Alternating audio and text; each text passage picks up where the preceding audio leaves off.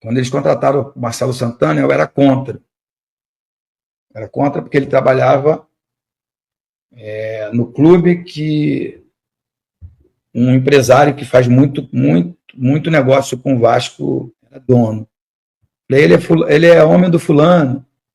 E aí eu ouvi do presidente, não, nós temos que ter um bucha para mandar embora quando as coisas derem errado.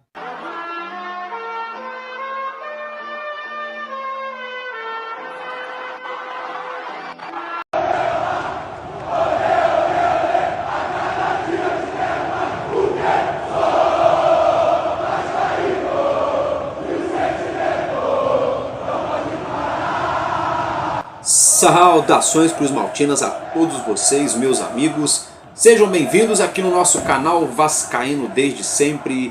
Para você que nos acompanha, que nos assiste nesse finzinho de noite de sexta-feira, boa noite. Sextou, né? Sábado. E para você que nos assiste já nessas primeiras horas, nessa manhã, nessa madrugada de sabadão, ótimo sábado para todos nós, que Deus nos abençoe, bom fim de semana para você que vai trabalhar e para você também que vai descansar, né?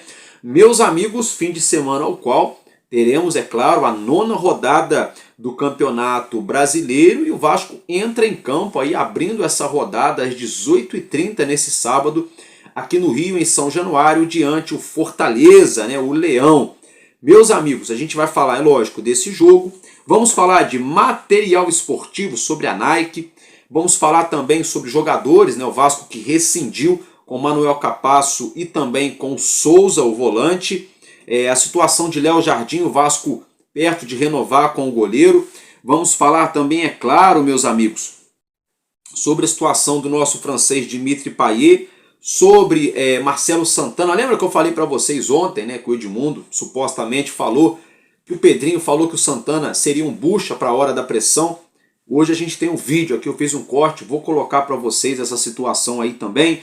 Vamos falar de São Januário, da reforma da nossa colina histórica. Vamos abrir aspas também para o arquiteto Sérgio Dias. Tivemos aí uma reunião do Conselho Consultivo nessa sexta-feira. E é claro, como eu já mencionei, todo o panorama de Vasco da Gama e Fortaleza pelo Campeonato Brasileiro. Então esfreguem suas mãos, apertem seus cintos, aproveita, vai na água não, vai na geladeira, pega aquela água, pega aquele lanchinho, aquele rebola-queixo, aproveita para se espreguiçar, que eu vou soltar a vinheta e logo já eu já volto, porque está começando mais um Madruga Vasco no nosso canal Vascaíno desde sempre.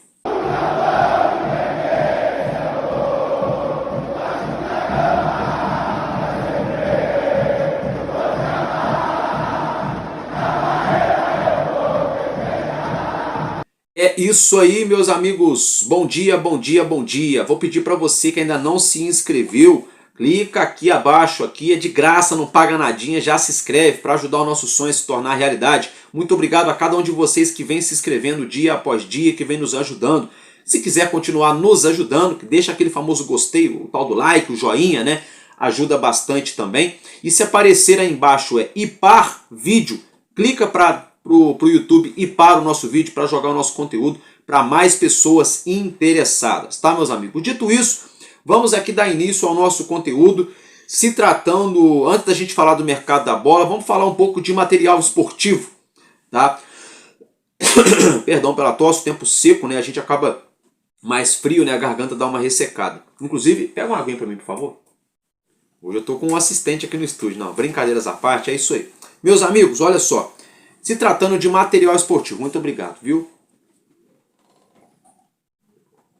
Quem viu? Tá vendo? Nessa hora que é bom pra quem tem esposa, viu? O cara fica solteiro, o cara fica engasgando. Aí o cara tem uma esposa, pede uma aguinha, vem a aguinha, né? Na produção aqui nos bastidores do nosso canal.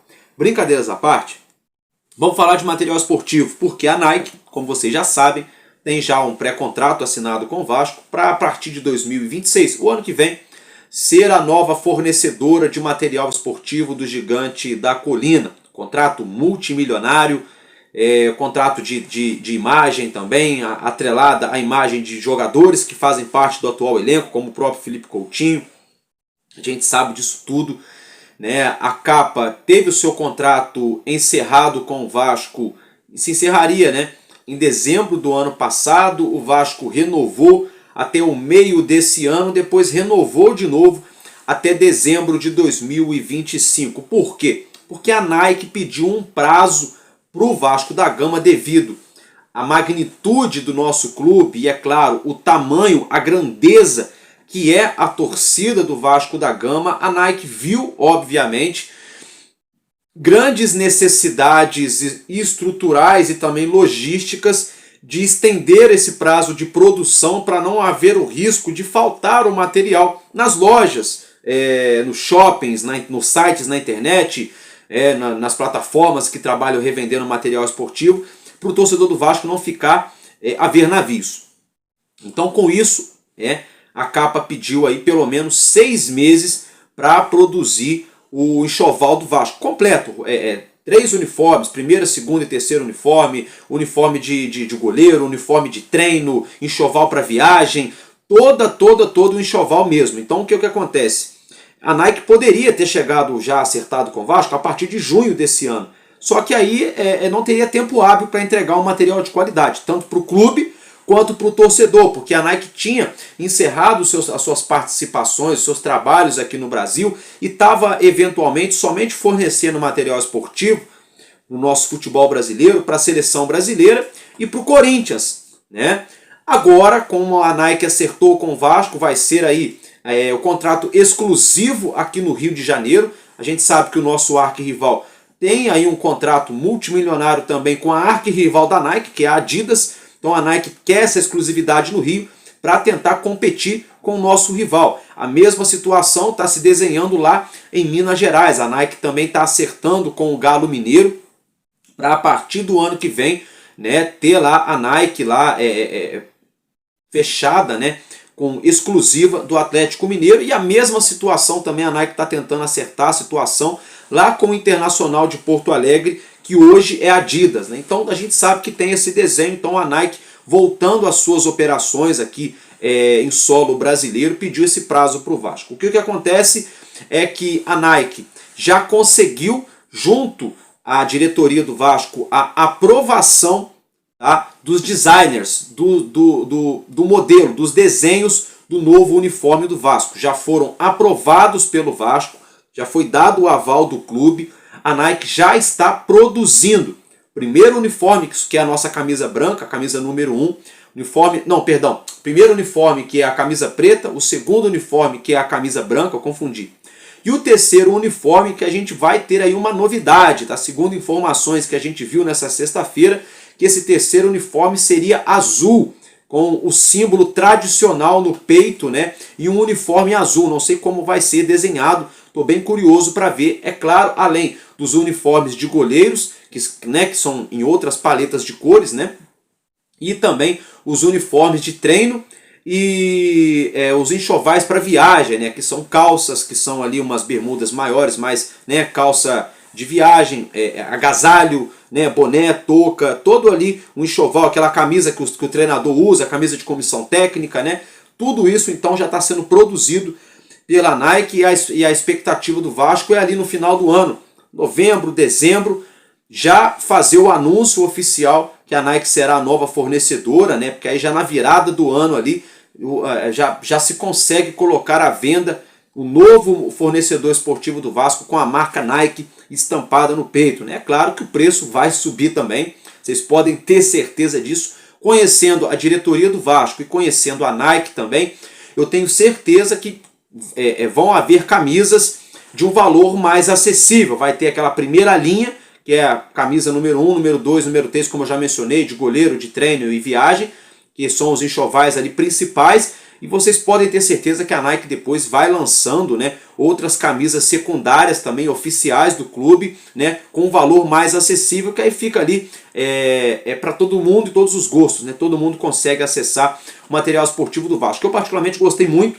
é uma marca sensacional, sempre sonhei em ver a Nike fornecendo material para o Vasco, ou a Adidas, né? Lá no passado, na década de 60, 70, salvo engano, a Adidas já forneceu material para o Vasco, a Finta também, a Puma teve uma passagem muito rápida também fornecendo material para o Vasco, Pênalti, já tivemos Diadora, Topper, Capa, Umbro, entre várias outras marcas. Então estamos aí a um passo de vivermos uma nova era, né, nessa questão de material esportivo do nosso gigante da colina.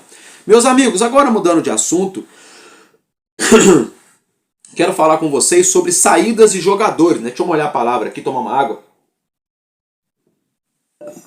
Pronto, saída de jogadores, tá? Porque é o seguinte,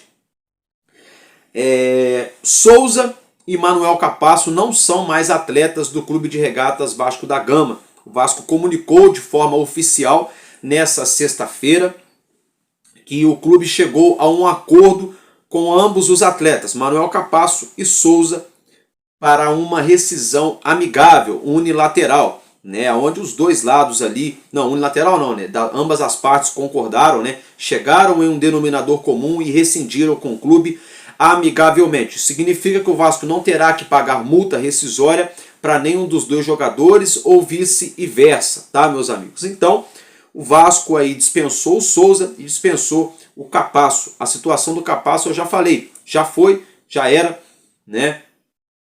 Eu quero saber quem é que vai pagar para o Vasco o prejuízo de 10, 11 milhões de reais. 2 milhões de dólares é o que o Vasco pagou para contratar o Manuel Capasso, agora rescindiu de graça, liberando o jogador. É claro que se ele fosse ficar no clube até o fim do contrato, o Vasco também ficaria pagando o salário para ele, que ficaria ali sem jogar. Mas eu já falei sobre isso várias vezes, vou falar novamente.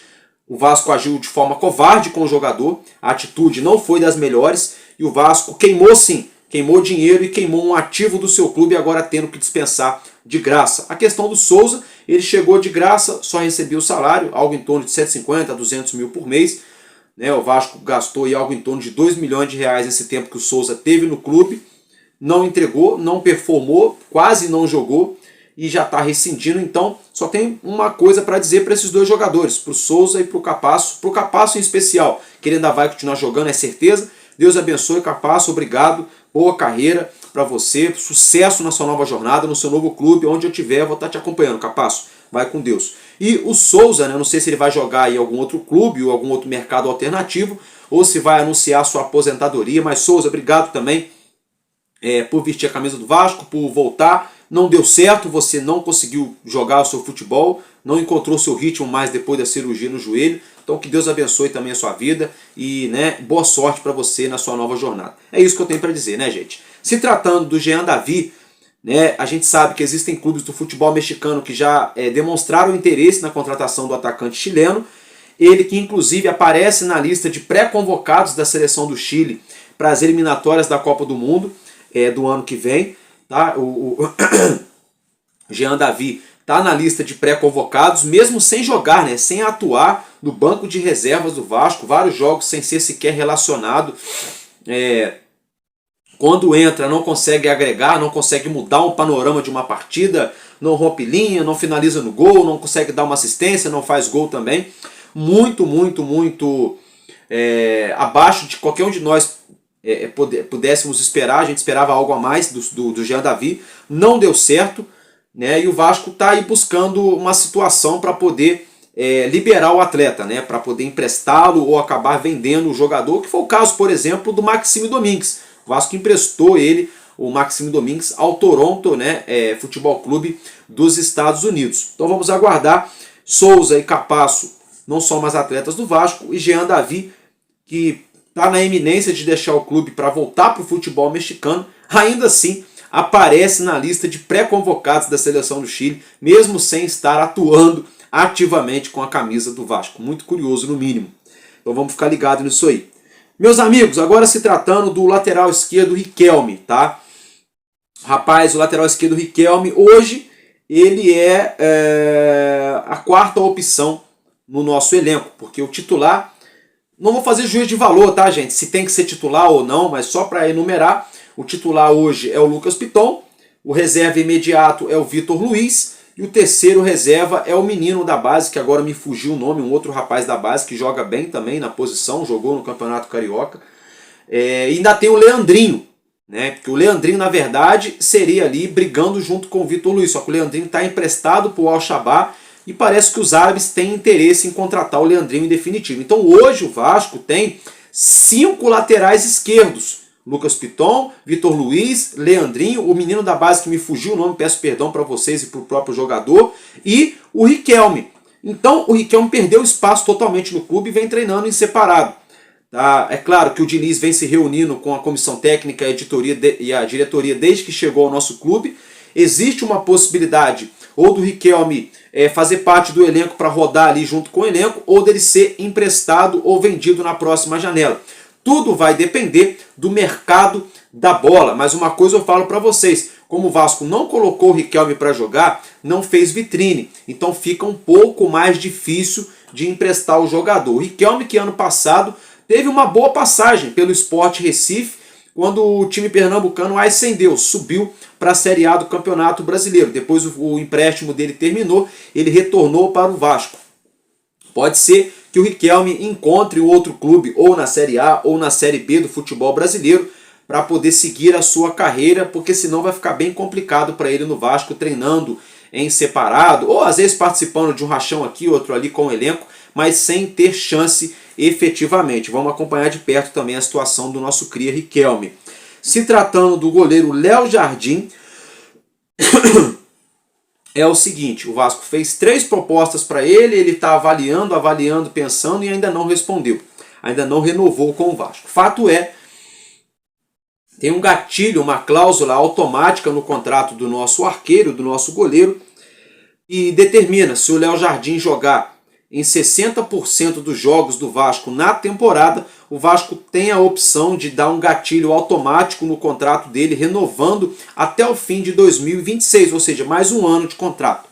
O Vasco informou nessa sexta-feira, inclusive já informou o staff, o empresário do Léo Jardim, que o Vasco vai ativar essa cláusula que está no contrato do nosso goleiro para renovar o contrato até dezembro do ano que vem, uma vez que ele já bateu essa meta de mais da metade dos jogos possíveis na temporada com a camisa do Vasco da Gama, tá? Contando aí Sul-Americana, contando Copa do Brasil e também, é claro, o Campeonato Brasileiro e o Campeonato Carioca, né? O Carioca ele só não participou das 3 primeiras rodadas, depois jogou todos os jogos. O Campeonato Brasileiro já são 8 rodadas, né? E Copa do Brasil e Sul-Americana também ele jogou todos os jogos com a camisa do Vasco, salvo engano, acho que foi isso mesmo. Então, o Vasco aí que deve ativar essa cláusula de renovação automática. Até porque o Porto, né, de Portugal, a gente já falou sobre isso ontem, demonstra interesse no goleiro Léo Jardim.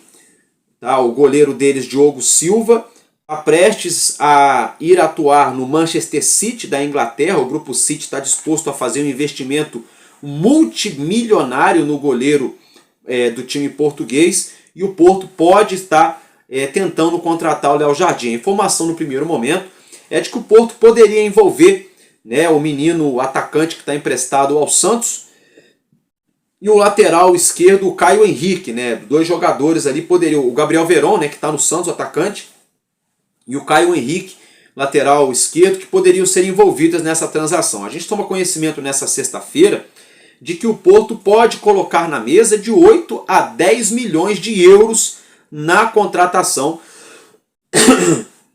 do Léo Jardim. Caso isso aconteça mesmo, o Vasco deve pegar de 45 a 60 milhões de reais numa eventual venda do nosso goleiro. Então, por isso também, para evitar esse assédio agora, para não correr o risco de perder o Léo Jardim, né, ele que poderia assinar pré-contrato já a partir do meio do ano, para não haver risco de perder o nosso goleiro para outra equipe, assinando um pré-contrato e saindo do clube de graça, o Vasco vai ativar essa cláusula de renovação automática, batendo 60% do Léo Jardim, para renovar o contrato dele até o fim de 2026, porque aí, se os portugueses quiserem contratar o goleiro, vão ter que chegar aqui no Vasco e pagar o valor que está em contrato na multa rescisória do nosso jogador. Tá? Fica então o registro para vocês. Tomara, eu não quero que o Léo Jardim deixe o Vasco. Eu de vez em quando dou uma criticada aqui, outra ali, umas situações dele, mas eu acho ele um ótimo goleiro. Melhor do que muito goleiro que a gente vê na Série A do Campeonato Brasileiro. Tá? Na Série A mesmo ele é melhor do que vários outros goleiros aí. Apesar do time fazer vexame após vexame, ele é o único que segura a onda, né, naquela nossa linha defensiva maluca que todos vocês já estão acostumados. Então, tomara que ele fique, né? Com isso, aparecendo um assédio de outros clubes, o jogador fica valorizado, então o Vasco tem que correr nos bastidores para garantir essa renovação de contrato. Se tratando agora do Dimitri Payet, meus amigos, ele voltou a treinar com o grupo, foi reintegrado ao time principal do Vasco da Gama, está treinando, trabalhando com bola, tá? Foi registrado, inclusive, nessa sexta-feira, imagens do nosso francês Dimitri Payet, nosso camisa 10, treinando normalmente com o elenco, trabalhando com bola, trabalho físico, todos os tipos de treinamentos, normalmente com o nosso plantel. Inclusive, a expectativa do Fernando Diniz é de recuperar o futebol do Dimitri Payet, né? O Fernando Diniz tem essa expectativa de recuperar o bom futebol do nosso francês camisa 10. Meus amigos, já que falamos de jogadores que estão saindo, que estão voltando de lesão, que podem sair, coisa e tal, quero falar com vocês sobre um jogador que não chegou no Vasco e pode não chegar, viu? Meus amigos, isso aí. A gente tomou conhecimento nessa sexta-feira de que o atacante Brian Rodrigues, uruguaio de 24 anos, que joga atualmente no América do México, né? Muito pretendido pelo Vasco. O Vasco quase contratou ele no início da temporada. Esse desejo ficou para agora, para a janela de meio de ano.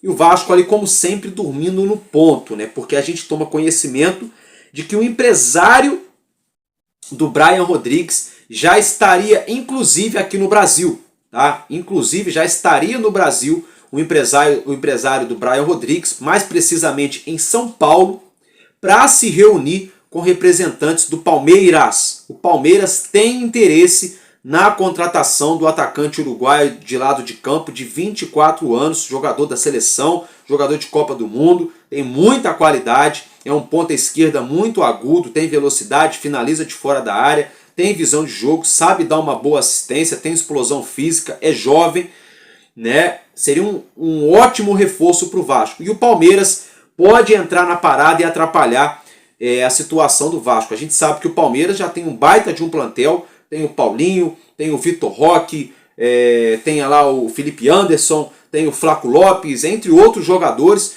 e o Palmeiras não para por aí.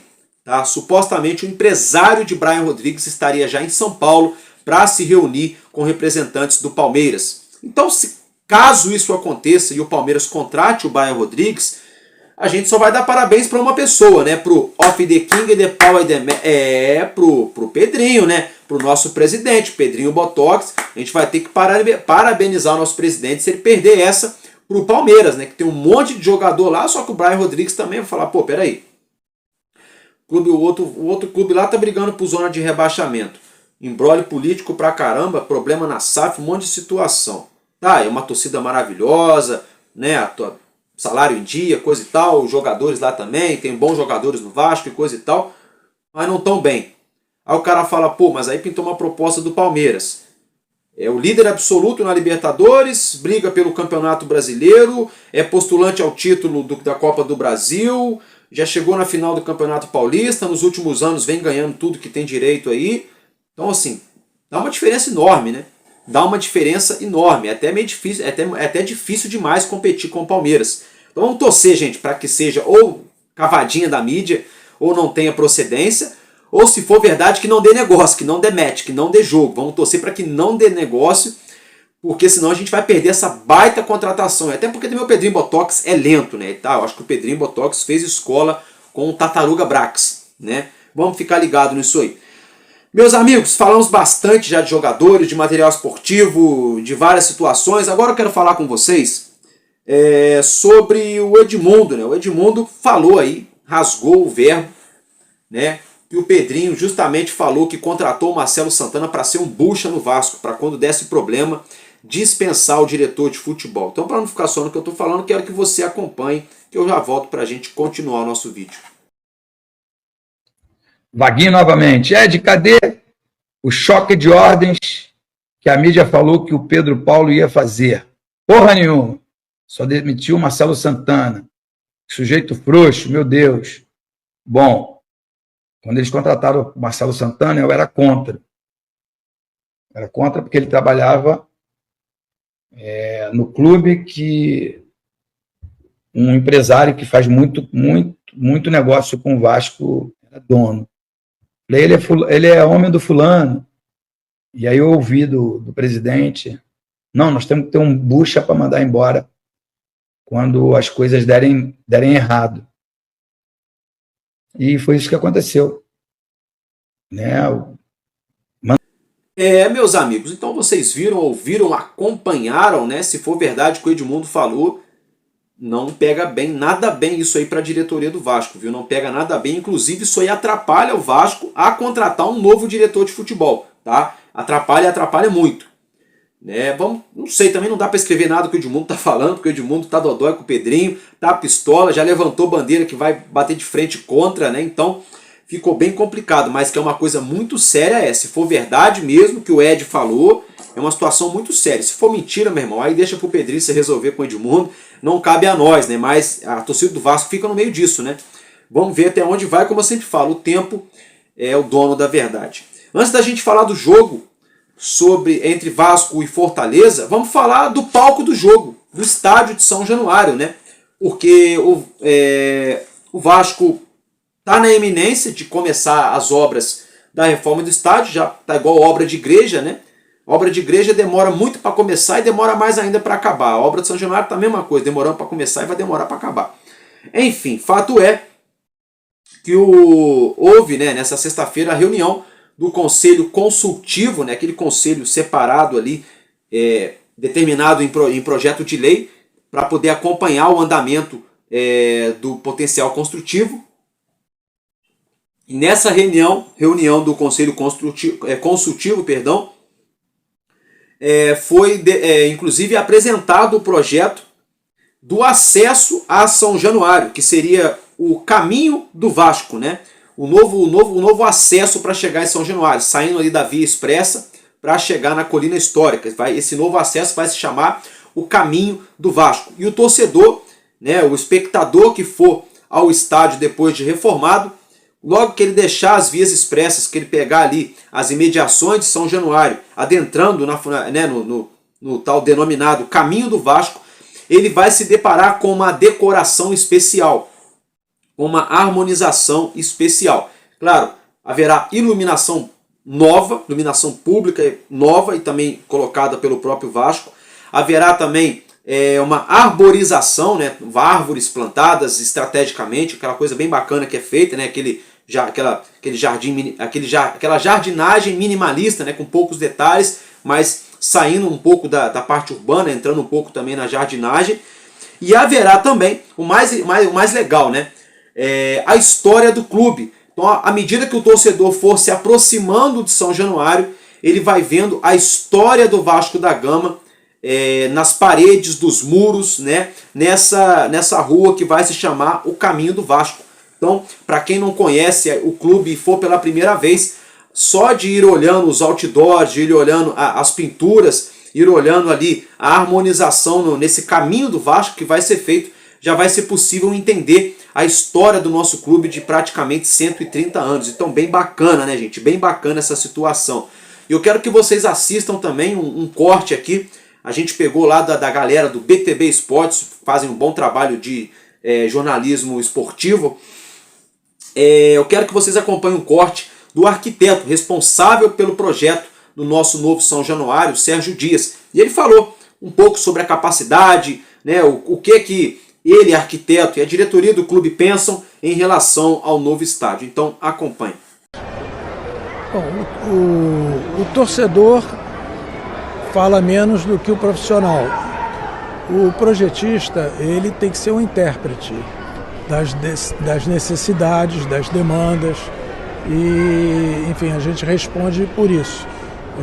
Não adianta fazer um estádio para 100 mil pessoas para ficar vazio e não ter capacidade financeira nem de manter, nem de implantar. Então, a gente foi fazendo diversos estudos, atendendo a demandas das diretorias ao longo do tempo. A gente chegou a algumas capacidades. A última estudada foi até 57 mil pessoas, mas isso vai depender de uma decisão não nossa de projeto, uma decisão de operação, né? Se fica de pé, se é viável, se é possível, tem uma série de coisas. Operacionalmente, em termos de projeto, 57 mil é possível. A gente já viu escapes, já tivemos reuniões com o Corpo de Bombeiro, com o BEP, com imprensa, então ela é adequada para isso. Mas a definição final vai depender da diretoria do Vasco e dos valores aferidos. Sérgio, é isso aí, né, meus amigos? Vocês viram, acompanharam, né? Bem legal, bem bacana mesmo. É como o próprio Sérgio Dias falou, não adianta a gente ter um estádio para 100 mil lugares, depois não conseguir manter aqueles 100 mil lugares, fazer o estádio encher em todos os jogos, conseguir uma agenda legal com shows intercalando, quando o time não for jogar na sua casa, você conseguir ali trazer mais sócio-torcedor, você conseguir vender mais camarotes, você conseguir vender cadeira cativa, entre outras situações. Então eu acho que a capacidade de São Januário vai ficar muito justa, muito bacana, bem condizente com o tamanho da torcida, sabe? 43 mil lugares eu acho meio que a conta.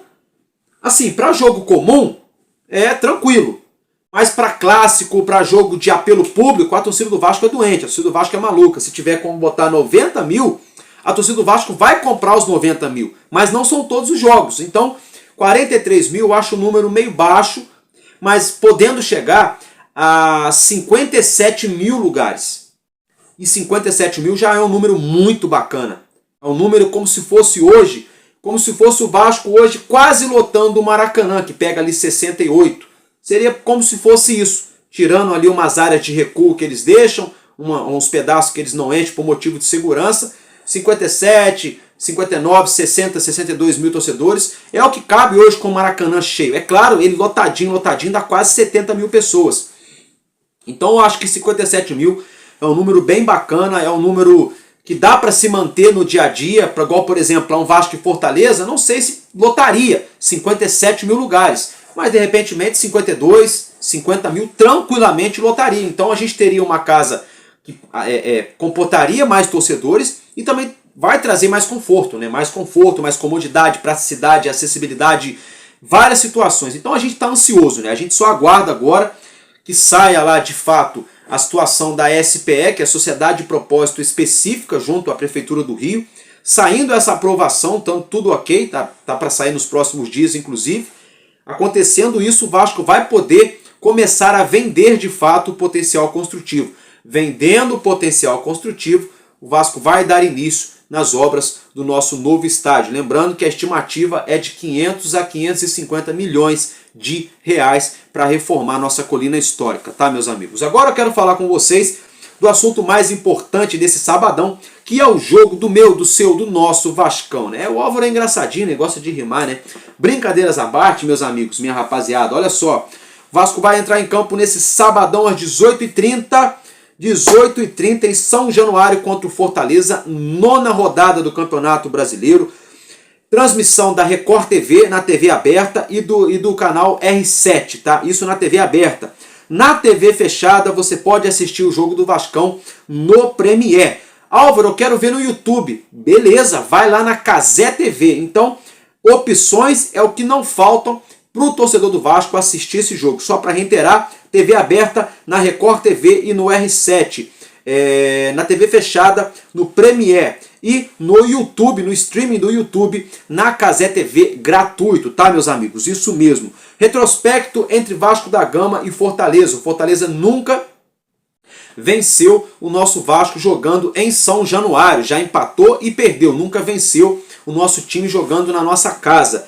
Tá? Na história, são 20 e... Deixa eu ver, cadê minha cola, gente? Perdi. 23 jogos, achei. São 23 jogos, 10 vitórias do Vasco, 8 empates e 5 vitórias do Fortaleza, tá, gente? Mas 5 vitórias jogando lá na casa do Fortaleza. Aqui no nosso Caldeirão sempre deu Vascão. Vamos torcer para que continue assim, né? Esse retrospecto. O árbitro é o Anderson Daronco, do Rio Grande do Sul, confirmado para apitar essa partida. Tem uma situação muito delicada envolvendo o nosso meio-campista, o volante Hugo Moura, né, gente? Porque, infelizmente, é muito triste falar sobre isso. A gente até viu há poucos dias também aquela moça que apresentava lá aquele É de Casa, né? Aquela comentarista, me fugiu o nome da moça agora, da Globo, trabalhou muito tempo com a Fátima Bernardes.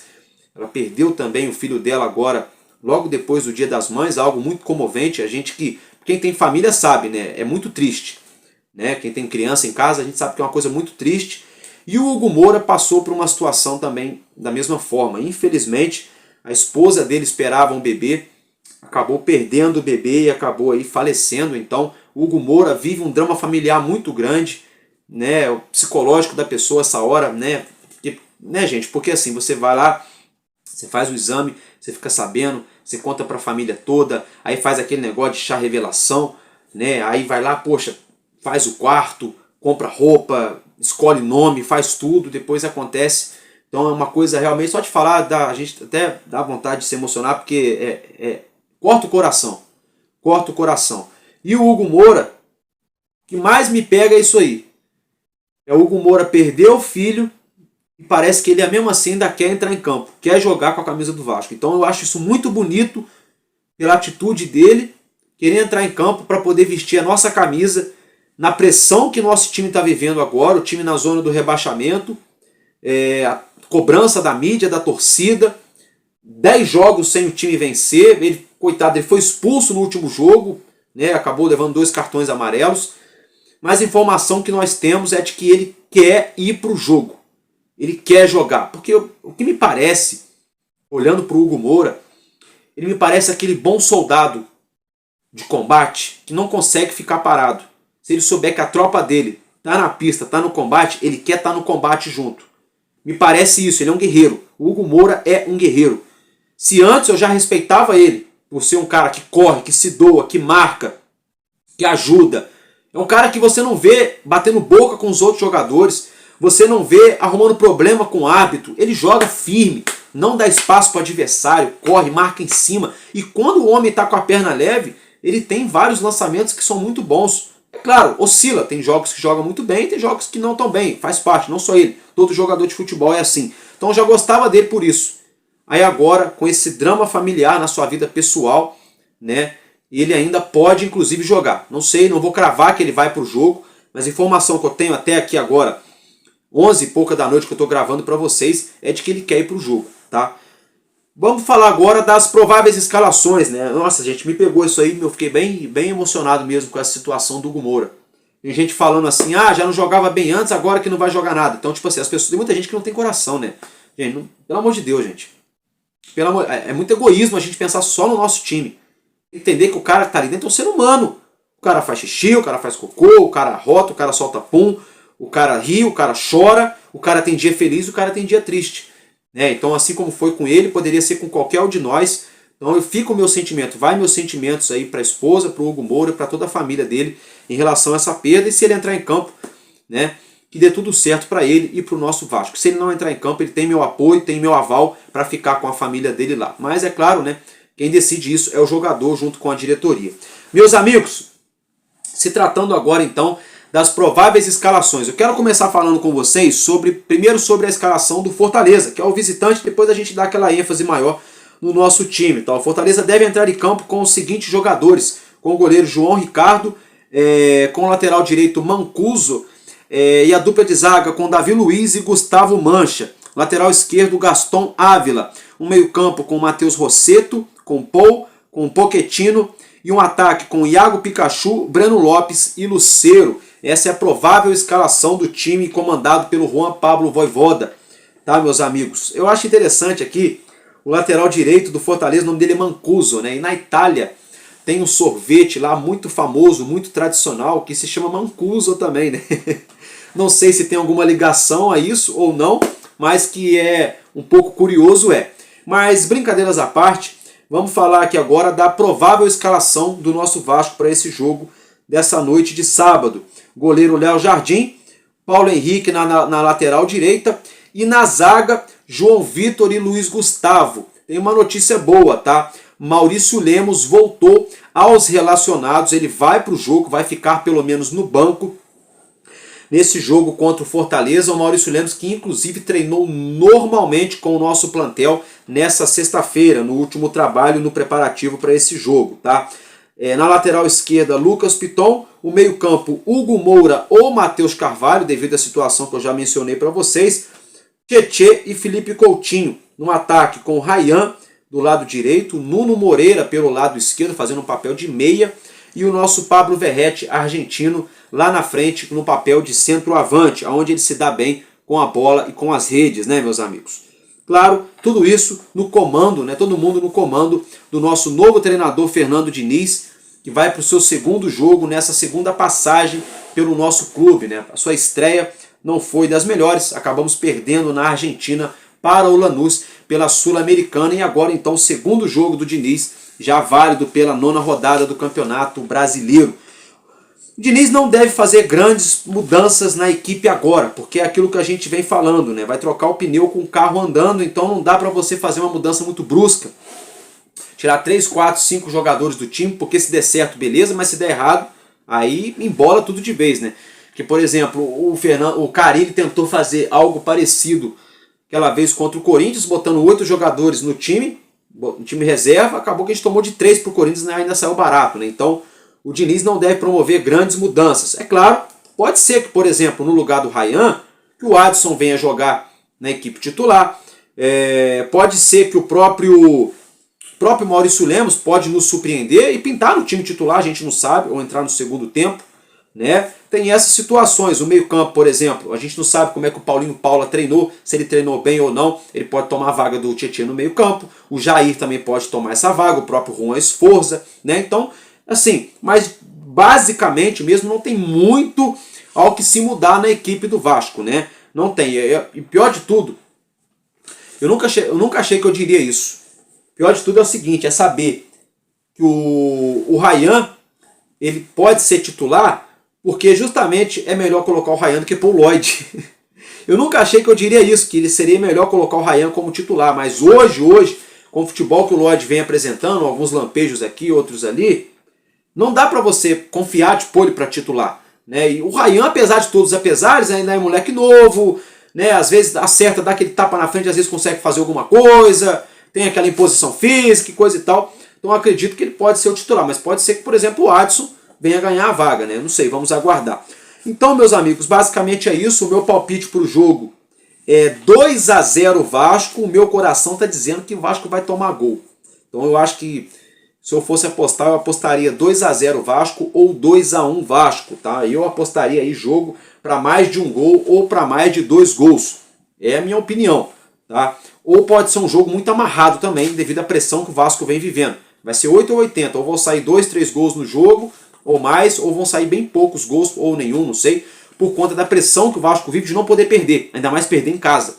Por outro lado, o Vasco está pressionado porque tem que ganhar, ainda mais jogando em casa, né? Então por isso que eu acho que vai ter uma pressão muito grande ali no jogo. Eu acho que o primeiro tempo vai dizer muito de como será a segunda etapa. É claro, é só um pensamento, porque cada jogo se desenha de uma maneira, de uma forma, cada jogo tem a sua história, né? Então é isso que eu tinha para trazer para vocês. Eu estou ficando por aqui nessa manhã de sábado. E olha, a gente se vê neste sábado depois do jogo. O jogo vai acabar ali 8h30.